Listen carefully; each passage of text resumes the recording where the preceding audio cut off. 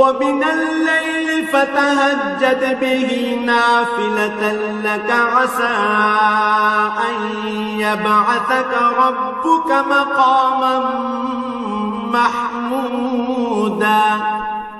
রাতের কিছু অংশে তাহাজ্জুদ নামাজ প্রতিষ্ঠা করো, এটা তোমার জন্য ফরজ নামাজের অতিরিক্ত একটা নামাজ। আশা করা যায় তোমার মালিক এর বরকত দ্বারা তোমাকে প্রশংসিত মর্যাদায় প্রতিষ্ঠিত করবেন। وقل رب أدخلني مدخل صدق وأخرجني مخرج صدق واجعل لي من لدنك سلطانا نصيرا। তুমি বলো, হে আমার মালিক, যেখানেই আমাকে নিয়ে যাও না কেন তুমি আমাকে সত্যের সাথে নিয়ে যাও, এবং যেখান থেকেই আমাকে বের করো না কেন সত্যের সাথেই বের করো।